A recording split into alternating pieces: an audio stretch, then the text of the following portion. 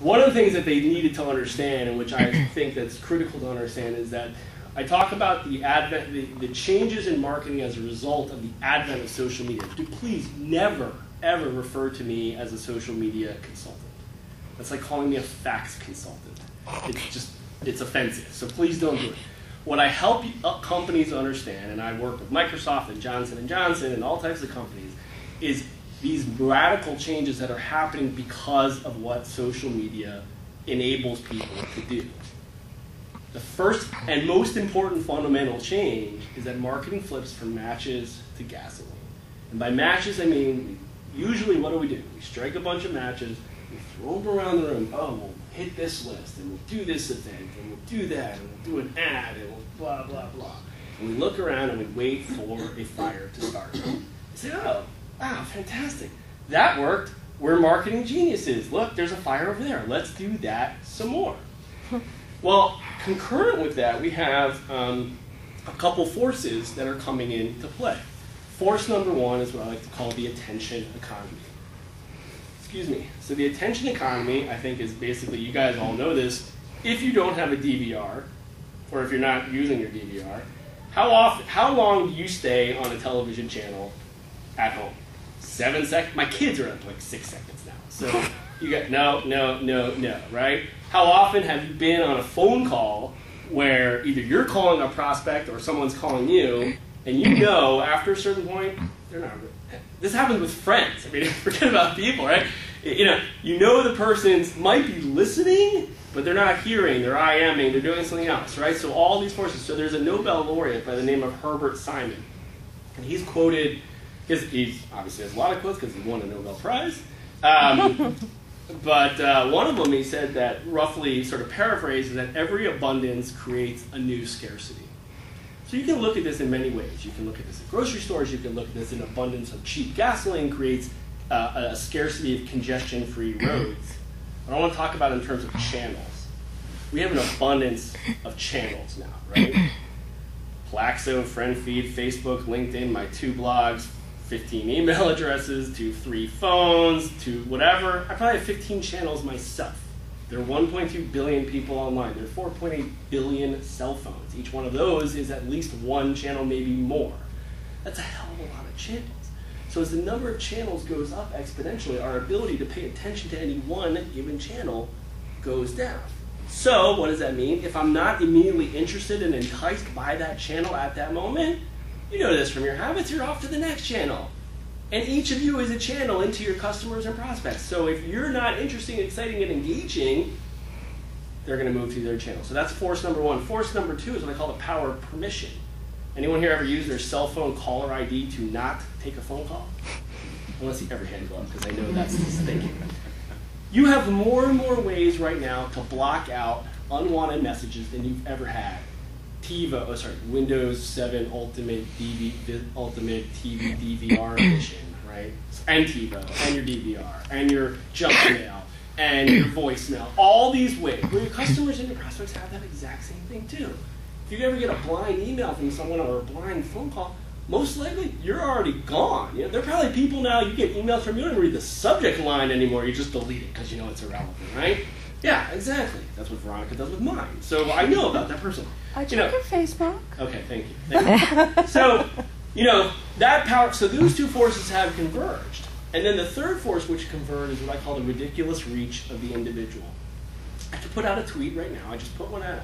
And yeah, everyone needs to be online, blah, blah, blah. But basically, it will hit 10,000 people who have given me permission to share information with them at a marginal cost of 0.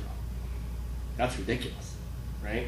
So these 3 forces have converged to lead to this idea that marketing is not about throwing matches. Marketing is about finding your most passionate customers, finding the people who are excited about you, and giving them stories that they can spread like a raging inferno through their social networks on your behalf.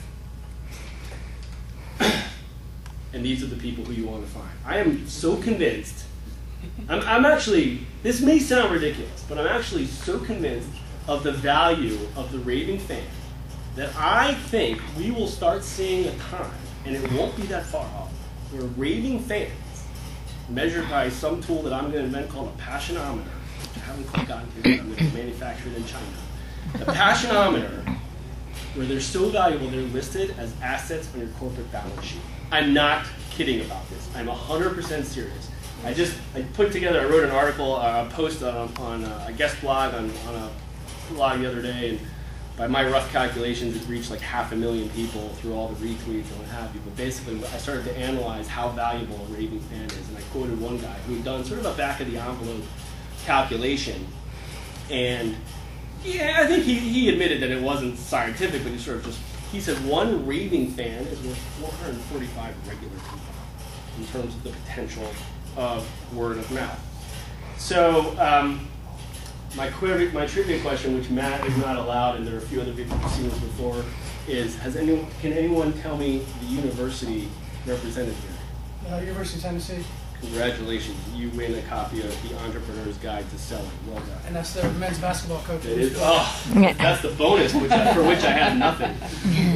Oh no, I have something. Come up to me later. I have one little bonus gift. So enjoy. So that's a good book. I just met the guy the other day. So yeah. So this is the raving fan. One thing that's interesting about raving fans is I'm not an expert in typeface design. But I'm pretty sure that this is not the font they use on the stationery in Knoxville, Tennessee, right? So what's interesting about these guys is when you find people through all the retweets and what have you, but basically I started to analyze how valuable a raving fan is, and I quoted one guy who had done sort of a back-of-the-envelope calculation, and yeah, I think he admitted that it wasn't scientific, but he said one raving fan is worth 445 regular people in terms of the potential of word of mouth. So my trivia question, which Matt is not allowed, and there are a few other people who've seen this before, is can anyone tell me the university represented here? University of Tennessee. Congratulations, you win a copy of The Entrepreneur's Guide to Selling. Well done. And that's the men's basketball coach. It is. Oh, that's the bonus, for which I had nothing. Oh no, I have something. Come up to me later. I have one little bonus gift. So enjoy. So that's a good book. I just met the guy the other day. So yeah. So this is the raving fan. One thing that's interesting about raving fans is I'm not an expert in typeface design, but I'm pretty sure that this is not the font they use on the stationery in Knoxville, Tennessee, right? So what's interesting about these guys is when you find your raving fans, the people who are so passionate about you that they'll paint their chest with your logo, you don't tell them, oh, that's not a message, that's not a brand. You give them the leeway because they're doing this because they want to. They don't have to. They don't work for you. You give these folks the opportunity to spread the word on your behalf. Anyone hear of a woman named Kendra Wilkinson?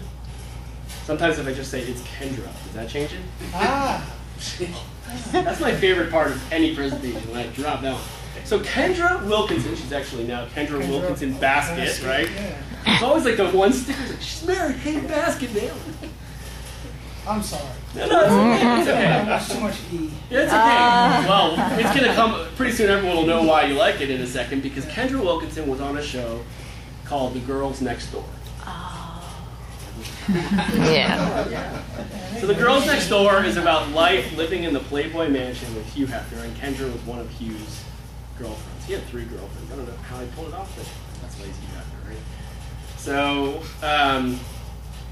Kendra Wilkinson is a